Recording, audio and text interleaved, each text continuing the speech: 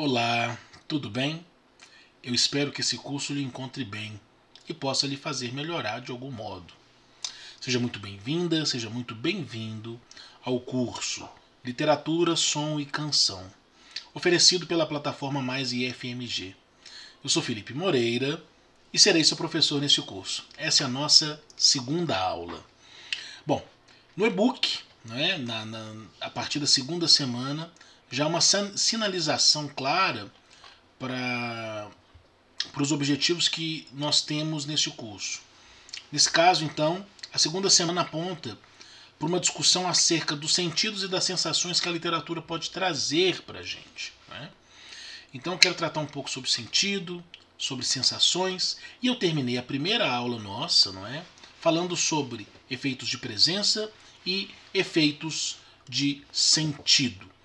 Não necessariamente com essas palavras, mas o que eu quis trazer naquele primeiro momento, no nosso estudo de primeira semana, é exatamente uma linha bem resumida, mas uma linha histórica sobre as funções da literatura e, modernamente, na nossa modernidade, o que a gente pode chamar na contemporaneidade, o modo como a gente relaciona-se com a literatura. E a canção é um modo muito contemporâneo de se relacionar com a literatura. E é por isso que eu tratava sobre esses efeitos de sentido e de presença. A nossa sociedade sempre foi pautada pelo sentido. A gente sempre buscou, no sentido das coisas, o conhecimento.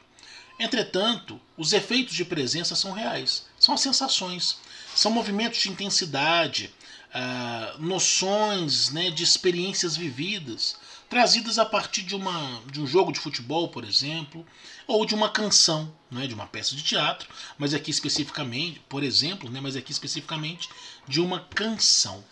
E nessa ideia da canção, eu deixei no e-book alguns conceitos teóricos a respeito disso. Nosso objetivo aqui não é teorizar, mas eu trouxe aqui para a gente algumas experiências que a gente possa, com relação à canção, que a gente possa fazer algumas leituras literárias a respeito disso.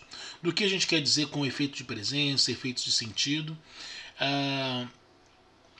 e tentar de algum modo responder a pergunta da segunda semana, que é: em que medida ler é conhecer? Não é?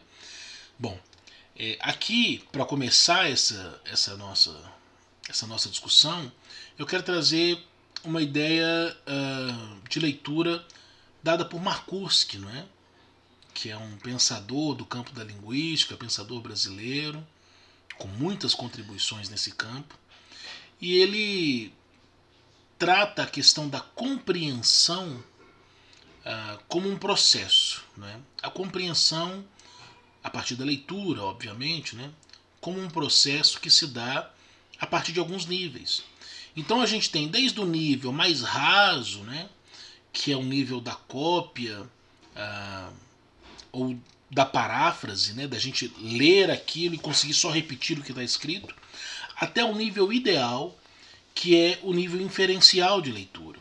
É a gente, a partir de muitos processos cognitivos, do nosso conhecimento, conseguir atribuir sentido a algo lido, sobre aquilo que está escrito e aquilo que não está escrito, mas que se relaciona com o texto lido. Existem também alguns níveis, alguns horizontes de leitura não recomendáveis, que é o da extrapolação, que é quando a gente viaja demais. Começa a ver coisa que não tem nada a ver com o texto. É importante dizer que uma régua legal para a gente saber se a nossa leitura está num bom nível ou não está num bom nível é quando eu me pergunto: aquilo que eu penso sobre o texto pode ser comprovado dentro do texto ou em seu contexto? Se eu disser, por exemplo, numa história lida, que fulana de tal está apaixonada por ciclano, mesmo sem isso estar escrito, eu consigo comprovar com pistas que o texto deixa para mim? Eu consigo comprovar isso a partir do contexto? Se eu conseguir, quer dizer que eu estou atingindo de algum modo um nível inferencial de leitura. Se eu não conseguir, pode ser que eu esteja extrapolando. Muita atenção mesmo com relação a isso. Mas eu quero trazer aqui dois textos, digamos assim, ou melhor, uma canção e um álbum para a gente poder discutir essas relações de sentido e de presença, não é? Entendendo que ler é conhecer a partir do momento em que a gente consegue fazer boas inferências, né? E aí eu consigo conhecer mais, né? Aí eu consigo trabalhar mais os conhecimentos advindos de um texto. Bom, muito bem. O primeiro vídeo que nós vamos ver, né? Todas as canções que eu vou apresentar aqui agora está no YouTube. E vamos então escutar, né? Essa primeira canção é uma canção de um artista chamado Djavan. Talvez você já conheça, talvez você não conheça. Mas é um grande cancioneiro brasileiro. Djavan é muito conhecido pelas suas músicas românticas, não é? É interessante a gente pensar que a estrutura das músicas do Djavan, melodicamente, harmonicamente, são muito ricas, né? Há muitas influências africanas, há muitas influências brasileiras, há muitas influências norte-americanas, né? Então a gente tem variados ritmos sendo trabalhados ali na canção do Djavan. E as suas letras também são muito bem compostas e tal. Então é uma obra de muita riqueza, que dá pra gente tirar muitas significações das suas músicas. No seu álbum mais recente, chamado Vesúvio, tem uma música também de nome igual, não é? Chamada Vesúvio, e que eu gostaria de trabalhar algumas ideias de sentido nela aqui, não é? Só pra gente dar significação, Vesúvio é um vulcão, não é? Um vulcão existente, inclusive. Mas vamos à canção.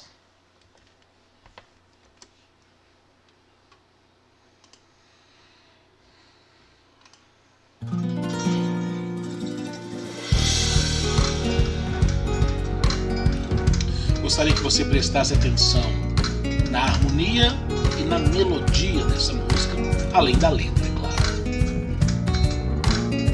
Você quis namorar, eu achei divertido, mas o mar tem onda, começou a rolar, foi ganhando sentido. Todo mar tem onda, quando vi já não havia nada no prumo. O sol é de ouro, o que dá pra fazer quando se perde o rumo? O sol cai no mar. Muito bem. Essa é a primeira parte da música, né? Talvez a gente analise somente essa parte por causa do nosso tempo. Mas o que eu quero trazer aqui? Você consegue perceber que há uma palavra específica sendo trabalhada ao longo dessa canção? A palavra onda. Em cada verso terminado, ele sempre utiliza mas o mar tem onda, né? Todo o mar tem onda. Mas, harmonicamente e melodicamente, ele trabalha também com a ideia de onda. E é isso que eu gostaria de trazer aqui para o que a gente chama de efeitos de presença. Se a gente for considerar os efeitos de sentido, a gente vai se pautar na letra e na poesia que a letra pode trazer. Não é o meu objetivo aqui. Não é a letra que me interessa hoje. O que me interessa hoje é o que essa música traz para mim, além daquilo que está escrito. Bom, ela traz uma melodia assim. Tarará, tarará, tarará, tarará, tarará. Sempre uma ideia de agudo, grave, agudo, grave, agudo, grave, repouso e volta ao final. Ele faz isso 2 vezes. Você quis namorar e eu achei divertido. Olha a onda. Mas o mar tem onda. Começou a onda. Tarará, tarará. Todo mar tem onda. Tarará, tarará, tarará, tarará. Na verdade, ele faz isso mais de 2 vezes, né? Ele faz isso repetidamente. O que isso quer dizer? Bom, a ideia de onda, né? Claramente, a composição melódica, e aqui eu não estou analisando a harmonia ainda, né? E nem sei se vai entrar na nossa análise, porque talvez ficaria específico demais, uma questão muito musical, né? Mas acho que qualquer um é capaz de perceber esse jogo com a melodia. Grave e agudo, né? Popularmente a gente fala, ele canta alto e canta baixo. Tarará, tarará, tarará, tarará. Tarará, voltou. Tarará, tarará, tarará, tarará. Enfim, o que eu quero trazer com isso é que, gostando ou não dessa canção, e pode ser que ela te atinja, faça você gostar ou não, esse não é o objetivo, não é? mas é dizer que por trás de uma canção, ou melhor, na composição de uma canção, existem elementos que são invisíveis. Eles não estão escritos na letra, mas eles compõem tanto o ritmo, tanto a melodia, de modo a significar junto com a letra, não é? E causar em nós um impacto, uma presença, uma experiência vivida. Talvez a intencionalidade desse texto seja realmente nos levar para essa onda, não é? Para essa tarará, tarará, tarará, tarará, e assim ele é construído, não é? Isso faz desse texto um texto rico, um texto com muitas significações. Bom, mas eu queria te convidar também para ver um outro texto. Agora eu quero chamar a atenção para um álbum, não é? Um álbum dos Racionais MCs de 1997 chamado Sobrevivendo no Inferno. Cara, que álbum é esse, não é? Esse álbum ele consegue sair do que na literatura a gente chama do campo das contraliteraturas, né? De um lugar onde não é aceito como literatura, para um lugar canonizado. Ele se torna uma leitura obrigatória no vestibular, se eu não me engano, dos anos 2020, 2019, não é? A data certinha está no e-book, né? Da USP.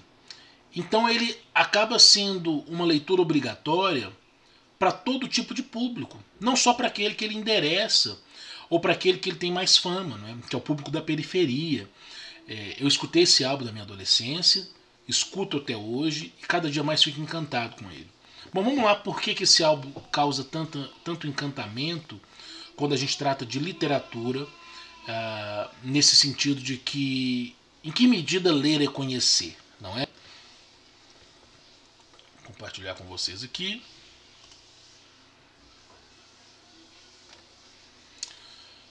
Bom, então vou te convidar para dar uma passeada aqui no YouTube, não é? Todos eles estão disponibilizados no YouTube, gostaria que você, gratuitamente, obviamente. Então, eu te chamo a atenção aqui para essa página. Eu coloquei aqui Sobrevivendo no Inferno e apareceu para mim exatamente isso aqui. Bom, isso é um álbum musical, mas olha a capa disso, não é? São letras góticas, com uma cruz bem no centro, não é?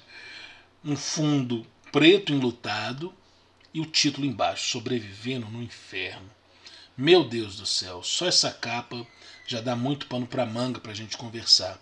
Tratando-se de um álbum musical, de cara a gente percebe aqui uma intertextualidade com a literatura judaico-cristã, não é? Os símbolos são cristãos, não é? E não é, na minha opinião, no sentido de profanação, não é? Mas é uma releitura, e uma releitura muito dura de uma sociedade ou de uma realidade social que naquele momento passava a periferia de São Paulo, que é do lugar de onde eles falam. Vale muito a pena a gente poder ouvi-lo, né? Fica aqui a dica para vocês. Bom, o que essa aula pretendeu até aqui, não é? Foi trazer alguns exemplos daquilo que está escrito lá no e-book, no capítulo 2. A minha recomendação é que leia esse e-book, né? Lá eu faço referência a esse álbum dos Racionais de maneira mais detalhada.